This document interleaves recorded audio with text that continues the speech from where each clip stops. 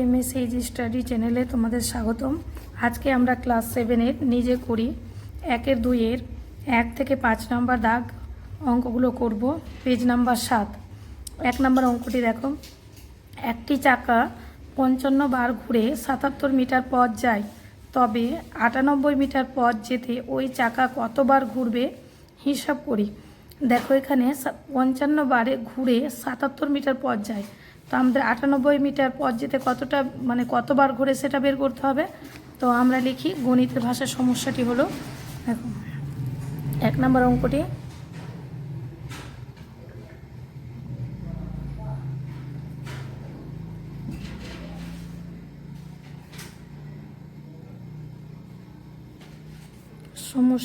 হলো, দেখো আমাদের সমস্যা কি, অতিক্রান্ত দূরত্ব কত 55 বার। অতিক্রান্ত দূরত্ব আমাদের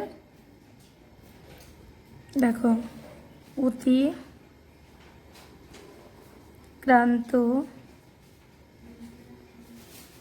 দূরত্ব মিটার, আমাদের মিটারে আছে এককটি মিটার। চাকা ঘূর্ণন বা চাকা ঘোরে, যেটা লিখতে পারি চাকা ঘূর্ণন বার। এখানে দেখো 77 মিটার পথ যায়, চাকাটি 55 বার ঘুরে। তারপরে দেখো 98 মিটার পথ যেতে কতবার ঘুরবে। এবার দেখো এটি আমাদের সরল না ব্যস্ত সম্পর্ক সেটি আমাদের লিখতে হবে। আমাদের দেখো পথ যদি দূরত্ব যদি বেশি হয় তো আমাদের চাকাকে বেশি ঘুরতে হবে, আর দূরত্ব যদি কম হয় চাকাটি আমাদের কম ঘুরবে। তাই এটি কি হবে সরল সম্পর্ক, মানে দুদিকেই কি বাড়বে, দুদিকেই যদি সমান হয়। দেখো এই ধরো দুটো দিক, এই দিক একটা এই দিক একটা, এই দিকটা যতটুকু বাড়বে এই দিকটাও ততটুকু বাড়ে, এটা কি সরল সম্পর্ক। আর যদি এই দিকটা বাড়ে আর এই দিকটা ধরো বাড়লো এই দিকটা কমে গেল, তখন এটা কি ব্যস্ত সম্পর্ক। আবার দেখো এই দিকটা কমলো এই দিকটা বাড়লো, এটি হলো কি ব্যস্ত সম্পর্ক। আর দুই দিকই যদি সমান হয়, এই দিকটি বাড়লে এদিকেও বাড়বে, এই দিক কমলে এদিকও কমবে, এভাবে যদি হয় তো এটি হবে কি সরল সম্পর্ক। তো এবার আমরা এখানে লিখি অতিক্রান্ত দূরত্ব, আমি একটা ফুল লিখে বোঝাচ্ছি। দেখো অতিক্রান্ত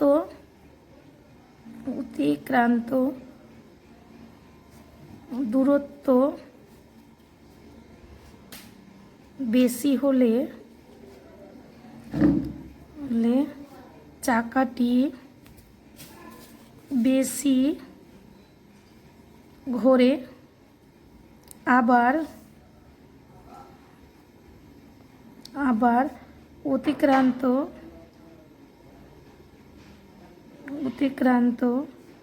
দূরত্ব কমলে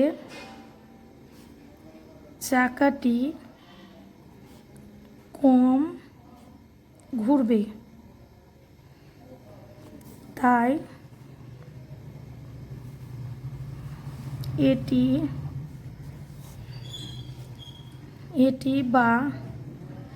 লিখি বা তাই এটি অতিক্রান্ত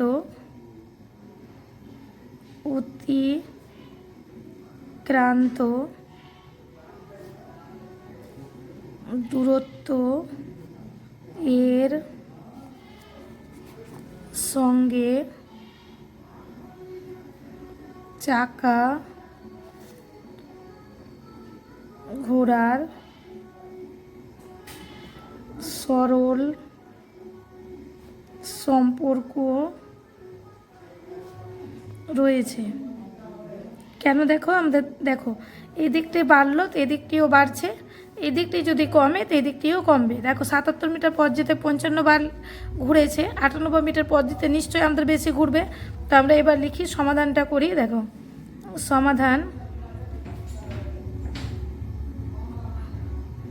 সমাধানটি দেখো আমরা এইভাবে লিখতে পারি না, 77 মিটার পথ যেতে চাকাটি ঘোরে 55 বার। দেখো এবার 1 মিটার পথ যেতে চাকাটি ঘোরে 1 মিটার যদি পথ যায় তো কম ঘুরবে, তাই এটি ভাগ হয়ে যাবে। 77, 55/77 বার। এবার 98 মিটার, এটা বেশি, তাই আমাদের এবার কি হয়ে যাবে, গুণ হয়ে যাবে। 98 মিটার পথ যেতে চাকাটি ঘুরে 55/77 ইন্টু 98। এবার দেখো আমাদের কাটাকুটি, এটা 77, 98, 7 দেখো 11 দিয়ে আমরা করি, 11 দিয়ে যদি কাটি 7 11 77, 11 দিয়ে যদি এটি কাটি 5 11 55। এবার 7 দিয়ে যদি 98কে কাটি, 7 একে 7, 2 বাঁচলো 28, 4 7 28, 14, আমাদের কত হলো 5 14 70 বার। তো আমরা কি পেলাম, 70 বার। তো আমরা লিখব অতএব 98 মিটার পথ যেতে চাকাটি 70 বার ঘুরবে। এই আমাদের উত্তর হয়ে গেল। 2 নাম্বারটি দেখো, 2 নাম্বার সেম ওইভাবে কি বলেছে, 2 নাম্বার অঙ্কটি দেখে না একটু। দেখো দীপতার্ক প্রত্যেক সপ্তাহে একদিন সাঁতার শিখতে যায়, 364 দিনে সে মোট কতদিন সাঁতার শিখতে যায় হিসেব করি। আমাদের প্রতি সপ্তাহে বলা হয়েছে। 2 নাম্বার অঙ্কটি দেখো, আগে লিখে নিই গণিতের ভাষায়।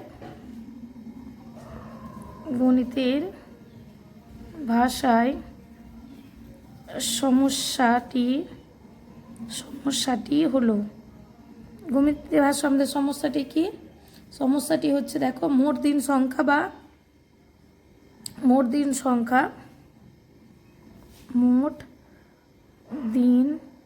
সংখ্যা,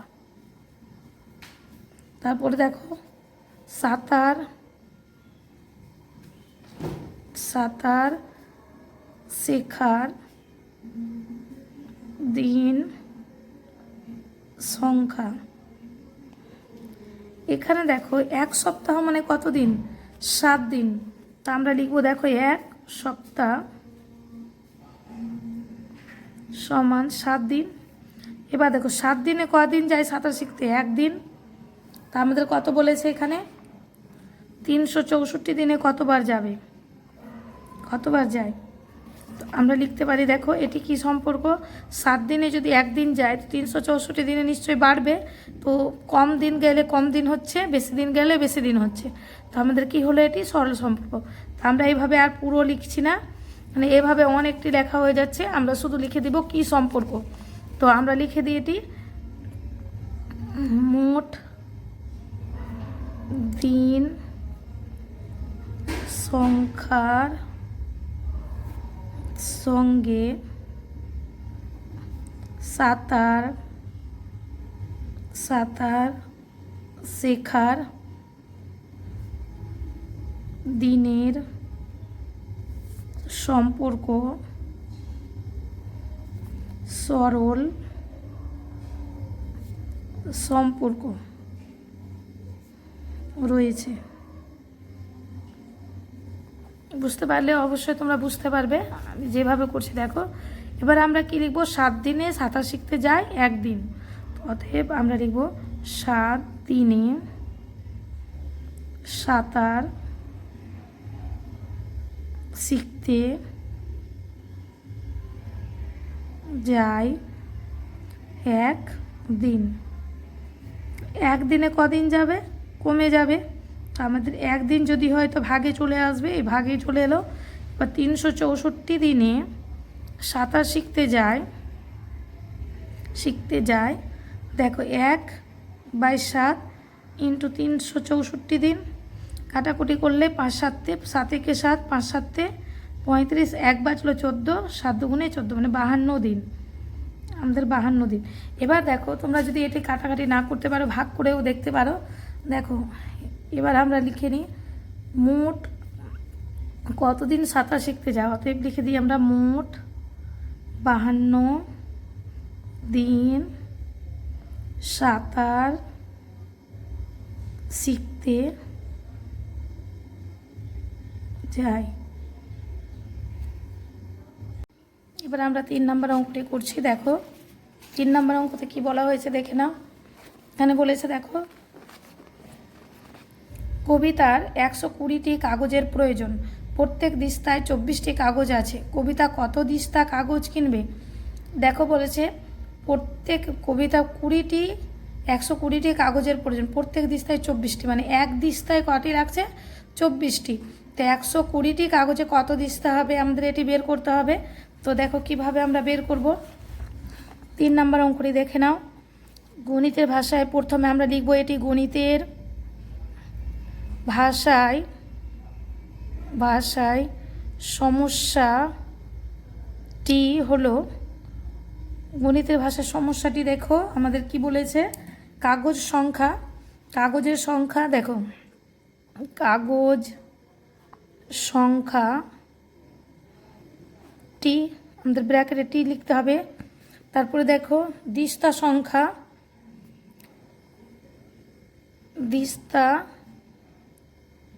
সংখ্যাটি, এটিও টি। দেখো এবার কি বলা হয়েছে, আমাদের বলেছে দেখো 24 দিস্তা মানে 24টি কাগজে এক দিস্তা হয়, তো আমাদের 24টি কাগজ সংখ্যা লাগছে, তো একটি দিস্তা হচ্ছে, তো আমাদের 120টি কাগজে কটি দিস্তা হবে, 20টি কাগজে কটা হবে সেটা আমরা বের করব। এটি কি সম্পর্ক আছে আমরা লিখে নিব। দেখো 24টি কাগজে যদি একটি হয়, 120টি নিশ্চয়ই বেশি হবে, তো এটি কি বেশি কাগজ লাগছে, বেশি মানে বেশি দিস্তা হচ্ছে, কম কাগজ আছে তো কম দিস্তা হচ্ছে, এটি কি সরল সম্পর্ক। তা আমরা লিখে নিব কাগজের সংখ্যার সঙ্গে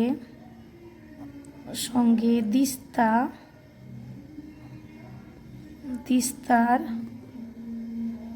সংখ্যার সরল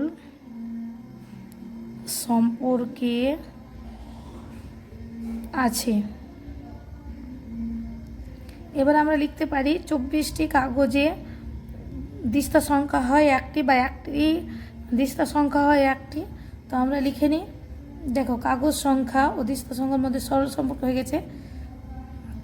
তো আমরা লিখি এবার দেখো, অতএব 24টি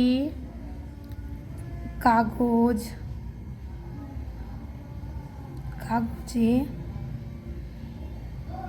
দিস্তা সংখ্যা হয় একটি। তো একটি কাগজে আমাদের নিশ্চয়ই কম লাগবে, এটি ভাগ হয়ে যাবে, একটিতে হয়। এবারে 120টি কাগজে দিস্তা সংখ্যা হয় 1/24 × 120। এবার দেখো এটি আমরা ডাইরেক্টও করতে পারি, আবার মানে 5/24 120 এটিও করতে পারি, বা ভেঙেও করতে পারি। দেখো 2 দিয়ে যদি করি 12, এখানে 2 দিয়ে যদি করি 60, আবার 2 দিয়ে করি 6, আবার 2 দিয়ে 30, এটিকে 2 দিয়ে করলে 3, এটিকে 2 দিয়ে করলে 15, আবার 3 দিয়ে করলে 15কে 5, এভাবে করতে পারি, বা ডাইরেক্ট 5/24 এও করতে পারি 120। তো আমাদের কটি হলো 5টি। তো আমরা লিখতে পারি যে কবিতা কত দিস্তা কাগজ কিনবে, অতএব কবিতা 5 দিস্তা কাগজ কিনবে।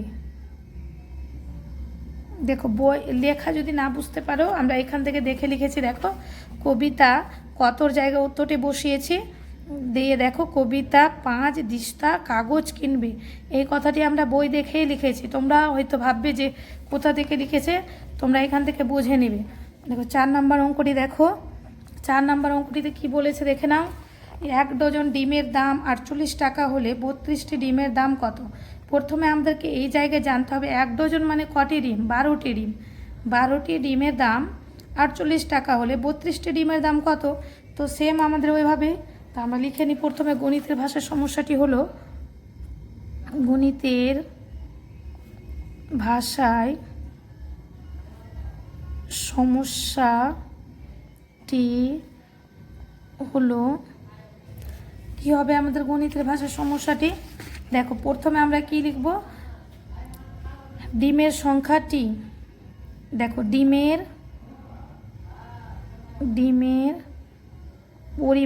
পরিমাণ লিখে দিলাম আমরা, বা সংখ্যা লিখলেও হবে, পরিমাণটি, আর মূল্য বা দাম, মূল্য কত বলেছে, টাকায় আছে, এটা টাকা। তো আমরা দেখো ডিমের পরিমাণ কি পেয়েছি আমরা 1 ডজন। তো 1 ডজন সমান 12টি, আমি তোমাদের 12 লিখে রাখলাম তোমাদের বোঝানোর জন্য, এটি লিখলাম। তো 12টি ডিমের দাম এখানে কত বলেছে, 48 টাকা। এবার দেখো এখানে 32টি ডিমের দাম, 32টি ডিমের দাম কত জিজ্ঞেস করেছে। তো আমরা দেখো ডিম যদি 12টি নিয়েছি, টাকাও কম লাগছে, 32টি ডিম কিনলে বেশি টাকা লাগবে, তাই এটি কি সম্পর্ক, সরল সম্পর্ক। কেন কি 12টি ডিম কম টাকা লেগেছে, 32টি ডিম বেশি, তাই বেশি টাকা লাগবে। তো আমাদের এটি সরল সম্পর্ক। আমরা লিখব ডিমের পরিমাণ এর সঙ্গে টাকার বা ডিমের দামের সরল সম্পর্কে আছে। এভাবে লিখলাম আমরা। দেখো এবার আমরা লিখব, দেখো 12টি ডিমের দাম, 12টি ডিমের দাম সমান 48 টাকা। একটি ডিমের দাম নিশ্চয়ই কমে যাবে, মানে ভাগ হয়ে যাবে, 48/12 টাকা। 32টি ডিমের দাম 48/12 ইন্টু 32। এখানে দেখো আমরা 4×12 = 48 করতে পারি, বা ভেঙে করতে পারি। এখানে আমি ডাইরেক্ট ভেঙে দেখাচ্ছি, তোমরা যদি না বুঝতে পারো তাহলে 2 দিয়ে কেটে নিয়ে আসবে। 12 1 12, 4×12 = 48। এবার দেখো 32কে যদি আমরা 4 দিয়ে গুণ করি, 4 দুগুণে 8, 3 4 12, মানে 128 টাকা। তো আমরা লিখে নিব বই দেখে, 32টি ডিমের দাম কত, 32টি ডিমের দাম সমান 128 টাকা। এবার 5 নম্বর অঙ্কটি দেখো, প্রতিদিন 5 ঘন্টা কাজ করলে 30 দিনে একটি কাজ শেষ করা যায়, প্রতিদিন 6 ঘন্টা কাজ করলে কত দিনে শেষ করবে। এবার এখানে দেখো কাজের পরিমাণ আছে, আমরা যদি কাজ বেশি সময় ধরে করব তো কাজের সময় আমাদের মানে দিনে কম লাগবে। আর যদি আমরা বেশি, দেখো এখানে কম 5 ঘন্টা করে করছে, 30 দিন লেগেছে, তো সেই কাজটি আমরা যদি 6 ঘন্টা করি তো আমাদের নিশ্চয়ই কম লাগবে। এটি কি সম্পর্ক হবে, ব্যস্ত সম্পর্ক হবে।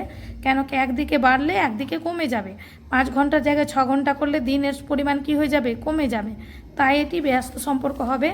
দেখো আমরা কিভাবে করি।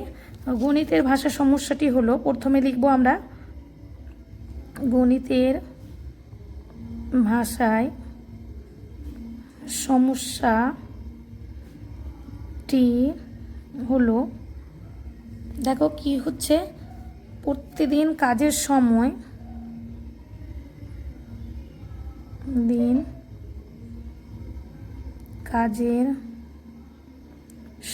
কি আছে ঘন্টায়, আমরা ঘন্টা লিখব ব্র্যাকেটে ঘন্টা, আর দিন সংখ্যা মানে আমাদের কত দিন লাগলো, অত বড় তো লেখা যায় না, তাই আমরা দিন সংখ্যা লিখব। দেখো 5 ঘন্টা করে যদি কাজ করছে 30 দিন লাগছে, 6 ঘন্টা করে কাজ করলে নিশ্চয়ই আমাদের কমে যাবে, তো আমরা লিখব এটি ব্যস্ত সম্পর্ক।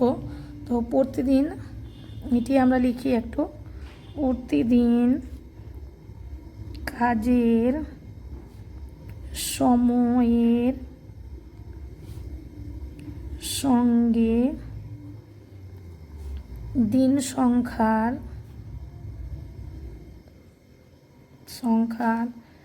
সম্পর্ক ব্যস্ত সম্পর্ক রয়েছে। এবার দেখো 5 ঘন্টা কাজ করলে আমাদের সময় লাগে 30 দিন। দেখো 5 ঘন্টা কাজ করলে তো আমরা লিখব 5 ঘন্টা কাজ করলে কাজটি শেষ হয় 30 দিনে। তো 5 ঘন্টা কাজ করলে কাজটি শেষ হয় 30 দিনে। নিশ্চয় 1 ঘন্টা কাজ করলে কাজ বেশি সময় লাগবে। 1 ঘন্টা যদি করি তো বেশি সময় লাগবে, বেশি হলে কি হবে, গুণ করে দিতে হবে। এবার দেখো 6 ঘন্টা যদি হয় তো আমাদের কম সময় লাগবে, তাই এটি কি হয়ে যাবে, ভাগে চলে আসবে। এই ভাগে আমরা বসিয়ে দিলাম। 6 দিয়ে যদি আমরা কাটাকুটি করি, 6 × 6, 5 × 6 30। এখানে দেখো 5 × 5 = 25 দিনে। আমাদের দেখো 25 দিনে, এটি আমাদের 5 ঘন্টা করলে 30 দিন লাগছে, 6 ঘন্টা করলে 25 দিনে। তো আমাদের লিখতে হবে, দেখো 6 ঘন্টা করে কাজ করলে, অতএব প্রতিদিন 6 ঘন্টা করে কাজ করলে 25 দিনে সেই কাজ শেষ করা যাবে। এই আমাদের অঙ্ক আজকে এই পর্যন্তই। এর পরের পার্টটি আমরা পরে দেব, তোমরা সবাই দেখে নেবে এবং আমাদের চ্যানেলটি সাবস্ক্রাইব করবে এবং শেয়ার করবে।